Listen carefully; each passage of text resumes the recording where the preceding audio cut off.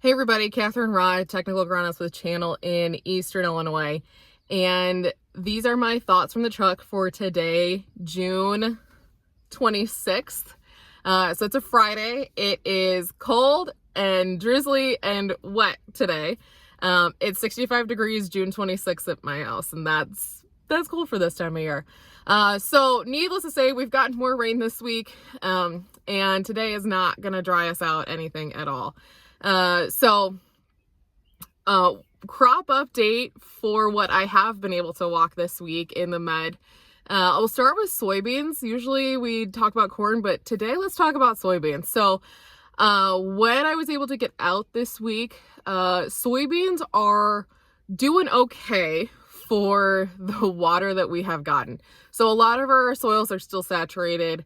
We're not getting a lot of oxygen to those roots. A lot of our soybeans are either a pale green, a lime green. They're not that dark, healthy green that we're used to seeing.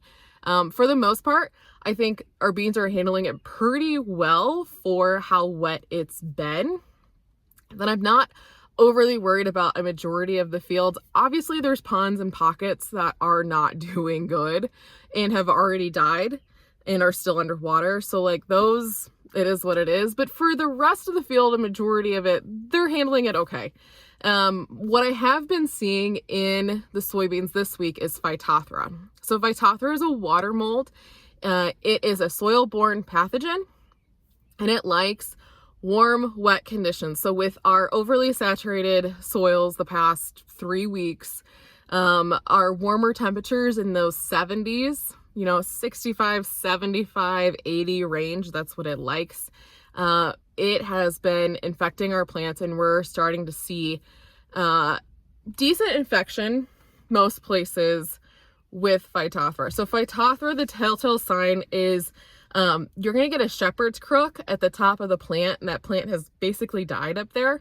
And so that's what you're looking for.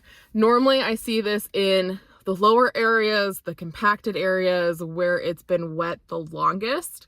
Not much we can do about it now. Just we need to pay attention to how bad do we have it, what varieties have it, at the worst, and think about plans for next year and then the year after when that field is beans again.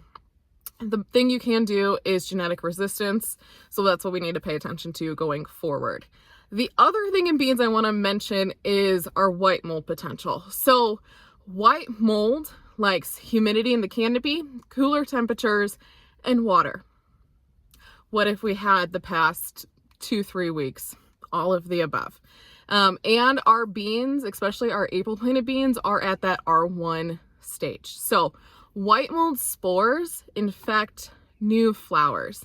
And so when we think about a white mold application, like a fungicide application for white mold, our goal is to protect the flowers from the spore inoculation into them. So we are setting up for some white mold. The thing with this is if you really haven't had a history of white mold in your field, I think we're going to be okay just because the inoculum level isn't there. If you have had a recent history of a white mold infection and a decent white mold infection in your soybean field 2 years ago, I would seriously consider a fungicide management application for white mold for 2026. You are going to want to try and shoot for an R2 timing for your fungicide application. The goal is to protect the flowers from that. And I would be more concerned about white mold than I am about other soybean diseases later in the season. And so if you're only going to spray your beans once and you have had a history of white mold, I would seriously consider moving it forward to an R2 application to help with white mold control. So those are the two things about soybeans that I'm seeing and thinking about for the next 2 weeks. I will mention corn. Corn is doing all right for the wet feet we've had and the cooler temperatures. I suspect to see a lot of growth next week when we get into the 90s and the corn really likes the heat. I have not found tar spot yet, but I'm expecting to, and I'm expecting this to be a bad tar spot year. So with that, I would seriously consider a fungicide application of the VTR1. I'm sure I'll talk more about tar spot as we get closer to tassel, but again, wanted to mention that I'm calling it now. It's going to be a heavy tar spot year. So those are my quick thoughts from the truck for Friday, June 26th.